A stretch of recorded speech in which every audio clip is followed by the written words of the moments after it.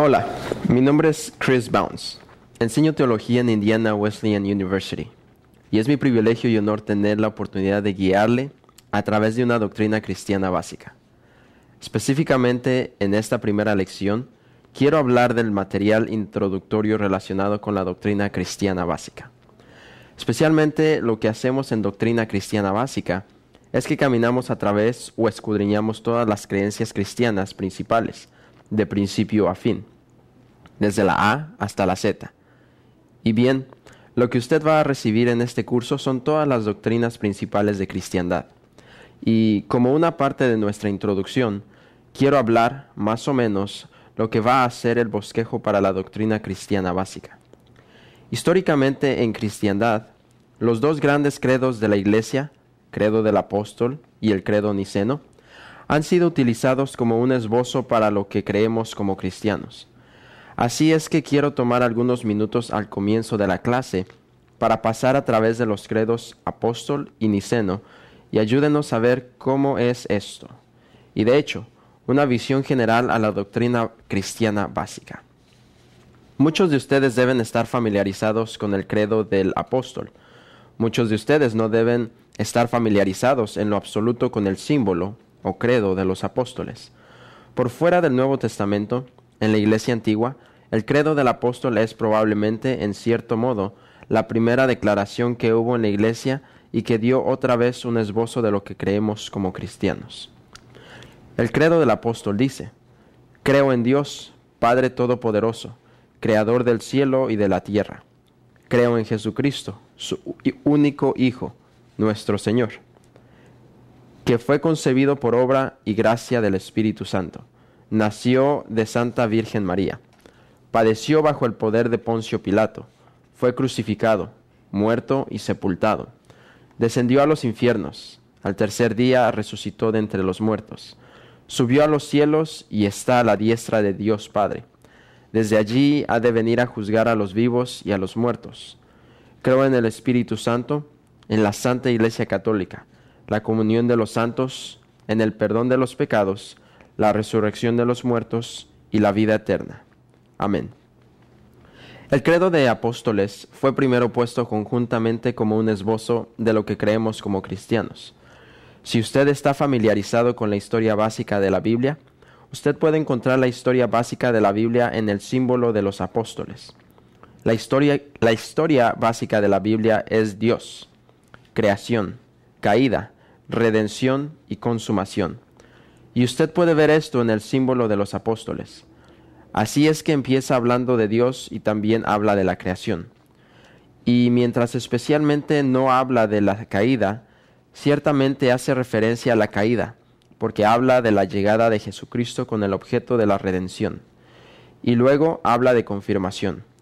Así es que usted otra vez puede ver, más o menos, la historia de la Biblia. Usted puede ver Génesis al comienzo del credo de los apóstoles. Creo en Dios, Padre Todopoderoso, Creador del cielo y de la tierra. Y luego usted puede ver el libro del Apocalipsis al final del credo de los apóstoles, y la resurrección del cuerpo y la perpetuidad de la vida. Amén. Y todo lo demás que quiero decir es que el credo de los apóstoles, otra vez, tiene todas las doctrinas principales de la Iglesia, al menos en forma original. Existe allí y está indicado allí. Y para proceder en este curso, vamos a estar usando el credo de los apóstoles como nuestro bosquejo. Mientras procedemos en este curso, también haremos referencia al credo niceno de la misma manera. Si usted lee el credo de los apóstoles completamente, usted echará de ver un idioma puramente bíblico. Todo el lenguaje que tenemos en el credo de los apóstoles viene directamente de la Biblia. Pero usted notará que en el credo niceno, el cual leeré dentro de un momento, en el credo niceno empezaremos a introducir un lenguaje en teología cristiana. En la doctrina cristiana, que necesariamente no viene directamente de la Sagrada Escritura. El propósito para el desarrollo del credo niceno fue para adicionalmente explicar, aclarar y desarrollar lo que está indicado en el credo de los apóstoles. El credo de los apóstoles realmente es una suma total de la enseñanza bíblica. El credo niceno es un desarrollo teológico de lo que encontramos en el credo de los apóstoles. Y otra vez, el propósito del credo niceno debe adicionalmente aclarar y para ayudarnos a entender lo que está indicado en el símbolo de los apóstoles. Entonces, por ejemplo, en el símbolo de los apóstoles dice, y creemos en Jesucristo, su único Hijo, nuestro Señor. Sino en el símbolo de los apóstoles, usted notará que no necesariamente indica claro, está allí implícitamente, pero no indica claramente que Jesucristo es Dios, que Él es completamente divino. Y usted notará que en el credo niceno hay adicionalmente una aclaración de Jesucristo.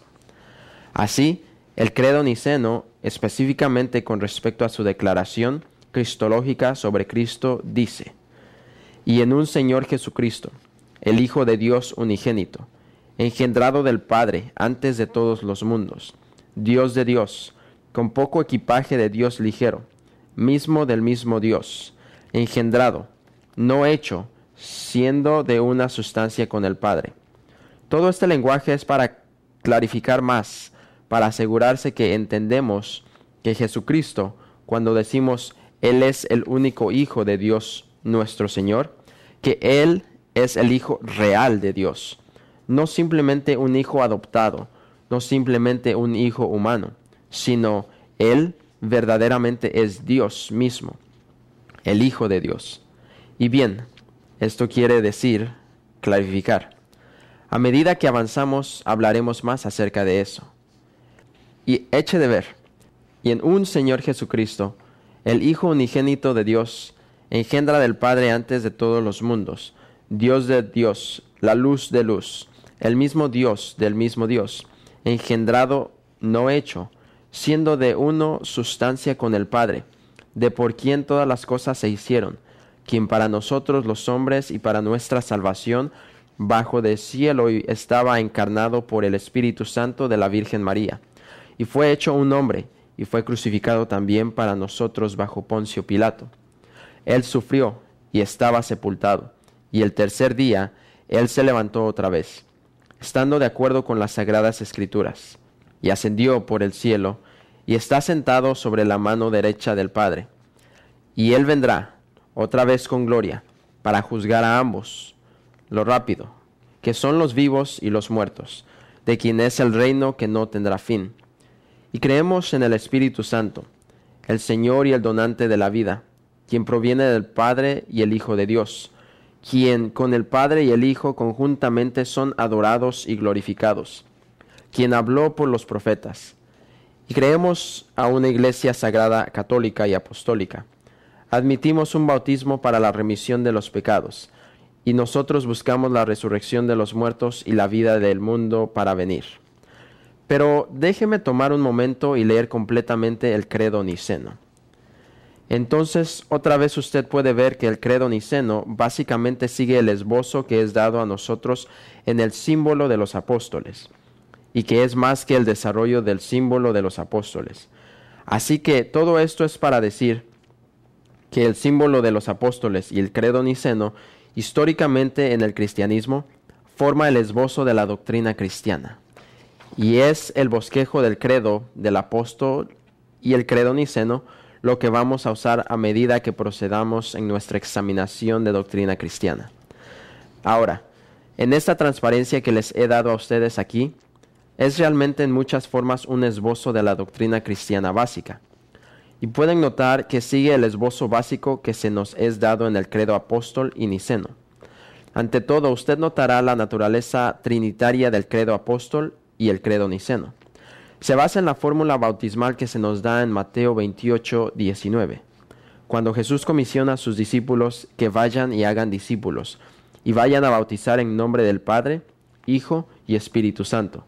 Y otra vez, los credos apóstol y niceno fueron utilizados como una forma para preparar a las personas para el bautismo, o después de que las personas habían sido bautizadas, para traer alguna enseñanza en el nombre por el cual ellos fueron bautizados. Esta fue una forma de introducir doctrina cristiana a las personas que eran nuevas en la fe cristiana. Excepto que usted notará en los credos apóstol y niceno que empezamos con Dios, el Padre, y luego en los credos apóstol y niceno que nos movemos para Dios, el Hijo de Dios, y luego procedemos y hablamos de Dios, el Espíritu Santo. Entonces, ¿dónde comenzamos? Comenzamos bajo el Padre Eterno. ¿Y de qué hablamos específicamente? ¿Cuáles son las doctrinas de las que se habló? La primera parte es la doctrina de revelación, luego la doctrina de Dios, y luego las discusiones sobre la existencia de Dios, y luego el trabajo de Dios en la creación, la providencia y en la teodicea. Y otra vez usted puede ver que de muchas formas en el símbolo de los apóstoles. Comenzamos con la doctrina de revelación. Usted puede recordar, aunque las Sagradas Escrituras no son mencionadas explícitamente en el símbolo de los apóstoles, la referencia está hecha en las Sagradas Escrituras, en el credo niceno. Pero, otra vez, el símbolo de los apóstoles estaba escrito para hacer una suma total de enseñanza bíblica.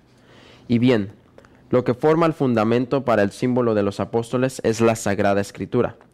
Y bien, nosotros vamos a hablar.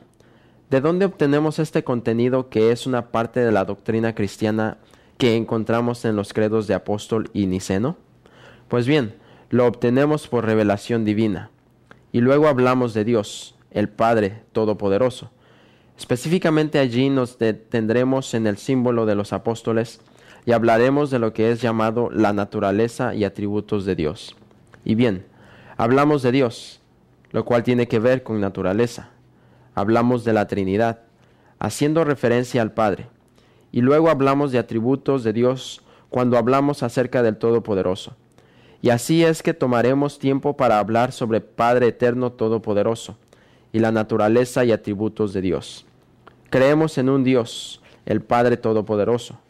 Usted ve la similitud para el símbolo de los apóstoles, el Creador del cielo y la tierra. Otra vez el símbolo de los apóstoles. Tome en cuenta cómo se desarrolla el credo niceno. Sin embargo, en el símbolo de los apóstoles dice, y de todas las cosas visibles e invisibles. Así es que aclara que Dios ha hecho no solo todo lo que podemos ver, sino Dios ha hecho todo lo que no podemos ver. Todo lo que existe es hecho por Dios. Ahora, en esta clase, no vamos a discutir la existencia de Dios, pero este normalmente sería el tiempo. Si tuviésemos un curso extensivo sobre la doctrina cristiana básica, tomaríamos tiempo para argumentar la existencia de Dios. Note en el símbolo de los apóstoles, decimos, el Hacedor o el Creador del cielo y la tierra. Y bien, después que hablamos de la naturaleza y atributos de Dios, hablamos de la Trinidad. Luego hablamos de creación, y luego hablamos del cuidado de Dios de la creación. Y sin embargo, no es explícito ni el credo apóstol ni en el de Niceno. Bajo el Padre Eterno, vamos también a hablar de la caída, y nosotros vamos a hablar de maldad. Y vamos a hablar de pecado. Otra vez, no está explícito ni en el credo apóstol ni niceno. Está implícito porque eso es lo que nos prepara para la llegada del Hijo de Dios eterno en su encarnación y el propósito para la encarnación. Entonces, tenemos bajo Dios el Padre la doctrina de revelación, la naturaleza y los atributos de Dios, y luego las doctrinas de creación, la providencia y la teodicea. Luego el credo apóstol y el credo niceno se mueven a un debate de cristología, o la doctrina de Jesucristo, la doctrina del Hijo de Dios eterno. Vamos a empezar por hablar acerca de quién es Jesucristo, y vamos a hablar cómo es Jesucristo completamente divino, que Él es Dios, y vamos también a hablar acerca de cómo Cristo es completamente humano, y cómo se juntan la deidad y la humanidad en la única persona de Jesucristo. Y luego veremos que los credos apóstol y niceno en cierto modo revisan y nos guían a través de la vida, la muerte y la resurrección de Jesucristo. Entonces vamos a hablar del trabajo de Jesucristo, y hay dos formas en que vamos a hacer eso. Una forma es hablar de los ministerios de Cristo. Cuando lleguemos a en el curso, usted verá que es una forma simple y fácil de resumir el trabajo completo que Jesucristo logró a través de su encarnación, a través de su vida, de su muerte y a través de su resurrección. Así es que hablaremos de sus ministerios como profeta, sacerdote y rey. Y luego vamos a hablar del trabajo de Jesucristo, más específicamente siguiendo otra vez los credos apóstol y niceno en la vida, muerte y resurrección. Luego, usted podrá notar que a medida que nos movemos del Padre al Hijo de Dios en los credos apóstol y niceno, nos movemos a hablar del Espíritu Santo. Y luego vamos a hablar de la persona y el trabajo del Espíritu Santo. Luego usted notará que en el símbolo de los apóstoles, inmediatamente después que habla del Espíritu Santo, está la discusión de la iglesia. El símbolo de los apóstoles dice, y nosotros creemos en el Espíritu Santo, la Iglesia Católica Santa. Así, inmediatamente después del debate del Espíritu Santo, nos movemos hacia la doctrina de la Iglesia. Así es que vamos a hablar de la naturaleza y misión de la Iglesia. Y luego note que también en los credos apóstol y niceno, inmediatamente después del Espíritu Santo e inmediatamente después de la Iglesia, hablamos de la doctrina de salvación. Así que usted notará que en el símbolo de los apóstoles, después que decimos que creemos en la Santa Iglesia Católica, decimos que creemos en el perdón de pecados y la resurrección del cuerpo. Entonces, hay un debate de salvación, y luego el símbolo de los apóstoles acaba con el debate sobre el destino humano. Creemos en la resurrección del cuerpo, la vida eterna. Amén. Usted puede recordar bajo los credos apóstol y niceno que dice que cuando Jesucristo regrese, Él juzgará a los vivos y a los muertos. Pero acabamos el símbolo de los apóstoles y el niceno hablando de juicio sin apelación y vida eterna. Amén. Entonces, otra vez, simplemente para recordarles, estamos usando el símbolo de los apóstoles, el cual históricamente ha sido usado en cristianismo, como un esbozo para nosotros en el debate de doctrina cristiana básica. Déjeme tomar un momento ahora para hablar del propósito de doctrina cristiana. ¿Por qué tenemos doctrina cristiana? ¿Por qué tiene la Iglesia la preparación para el bautismo o entrante fuera del bautismo? ¿Por qué ha operado la Iglesia tratar de establecer a los creyentes nuevos, así como también los cristianos, los viejos creyentes en la doctrina cristiana?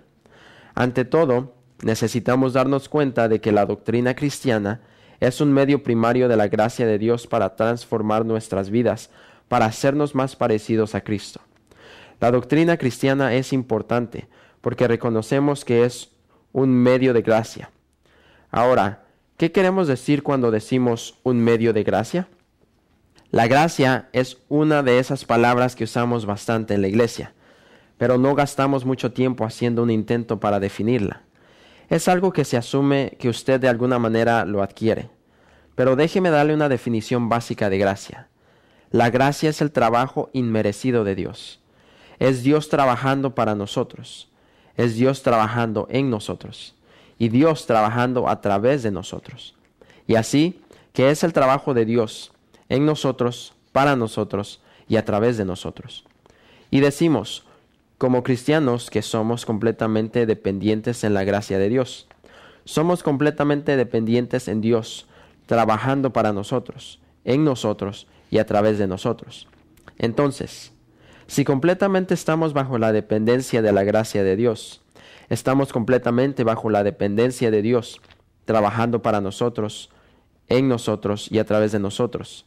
Nosotros tenemos que hacer la pregunta, pues bien, ¿cómo Dios trabaja para nosotros? ¿Cómo Dios trabaja en nosotros? ¿Cómo Dios trabaja a través de nosotros? Y esto es lo que llamamos el medio de la gracia. Estas son las formas diferentes que Dios trabaja para nosotros, en nosotros y a través de nosotros. Ahora, déjeme ser claro que la doctrina cristiana no es el único medio por el cual Dios trabaja para nosotros, en nosotros y a través de nosotros. Pero es una de las formas primarias que Dios trabaja para nosotros, en nosotros y a través de nosotros. Y entonces esta es una de las razones de por qué la doctrina cristiana es tan importante. Es como nos enteramos de Dios, y cómo nos enteramos de las maneras de Dios, y cómo nos enteramos de estas doctrinas diferentes de la iglesia.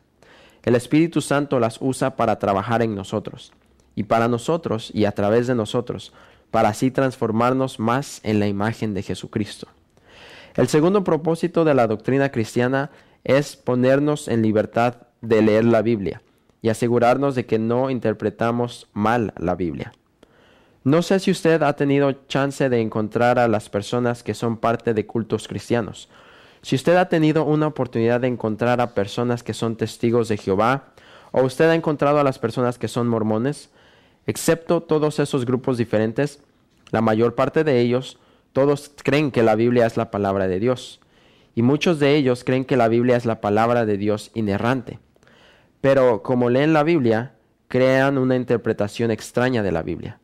Una parte del propósito de basarnos en la doctrina cristiana básica es realmente para ponernos en libertad para que podamos leer la Biblia y podamos asegurarnos de que no la interpretemos mal, porque cabe dentro de lo posible malinterpretar la Biblia en las formas horrendas, horríficas, las formas que no conducen a la vida en Cristo, pero conducen a la muerte. Y bien, por ejemplo, los testigos de Jehová han leído la Biblia y han interpretado la Biblia para creer que Jesucristo no es eternamente el Hijo de Dios, que Jesucristo es simplemente una criatura que Dios hizo, pero no es verdaderamente y completamente Dios. Ahora, déjeme decir esto.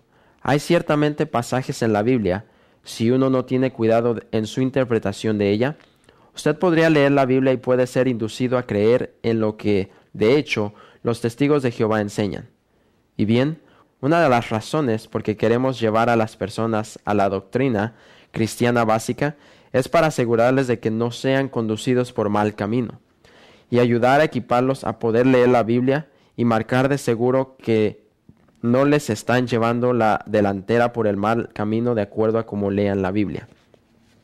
La tercera parte que nosotros decimos acerca de la doctrina cristiana es que nos permite compartir lo que creemos acerca de Dios.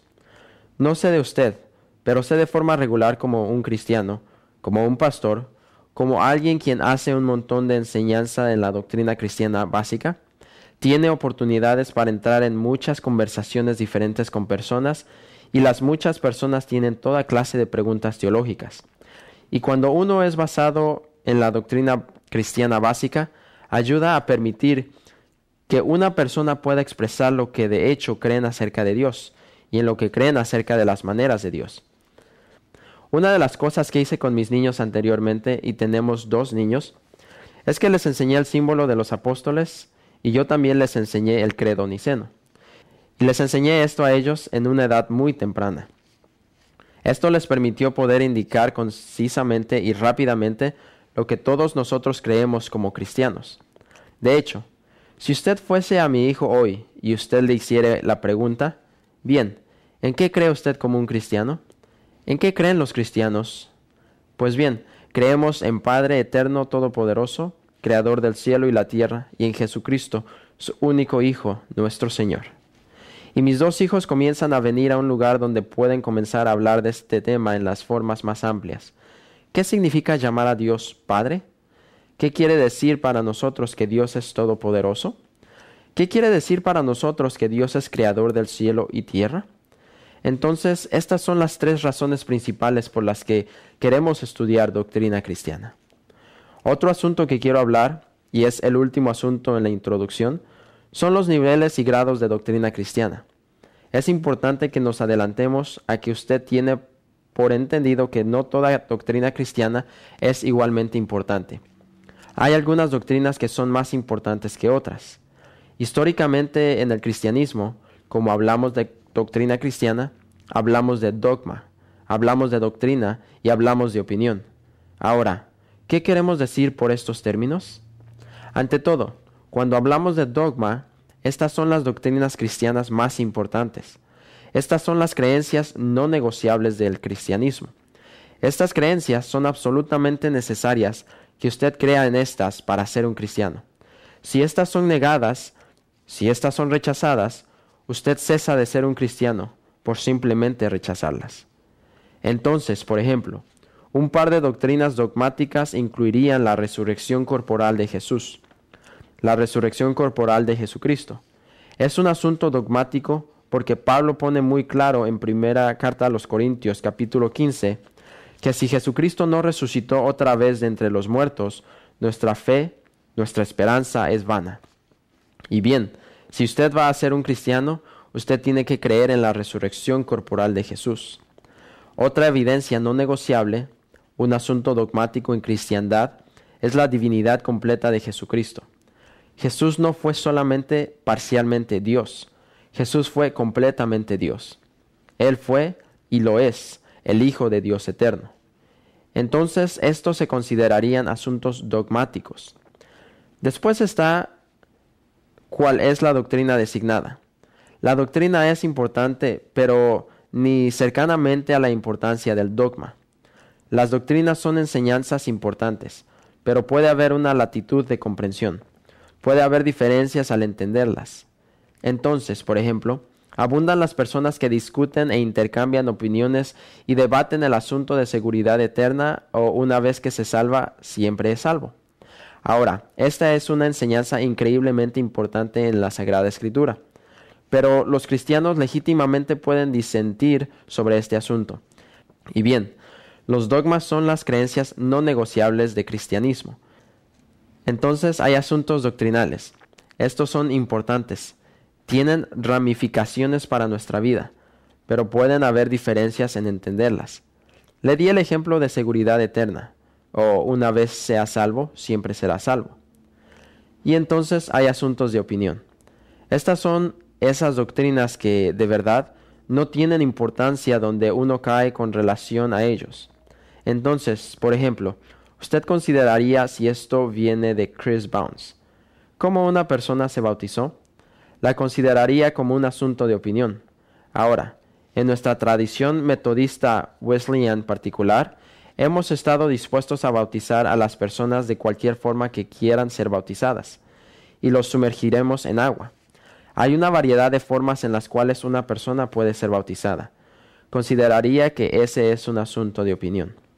Y bien, como procedemos y como nos adelantamos y examinamos estas doctrinas diferentes, usted necesita estar pensando en su mente y comenzar a reacomodar en su mente ahora. ¿Es esto un asunto de dogma? ¿Es esto un asunto de doctrina? ¿O es este un asunto de opinión? La razón por la que usted quiere tener presente esto es porque como usted habla y como usted interactúa con otras personas y como usted interactúa con otros creyentes, ya sea que usted sustente que eso sea un dogma, la doctrina o la opinión, impresionará cómo trata usted las diferencias que comienzan a surgir. Entonces, por ejemplo, simplemente para darle un ejemplo de esto, si hay alguien que imparte la enseñanza de que Jesucristo físicamente no resucitó de entre los muertos, entonces eso causará una respuesta llena de un énfasis mío, y estaría dispuesto a morir, sacrificar mi vida, por la verdad de esa doctrina. Si es algo como seguridad eterna, simplemente para dejarle saber, poner las cartas sobre la mesa, no creo que una vez salvo, siempre será salvo.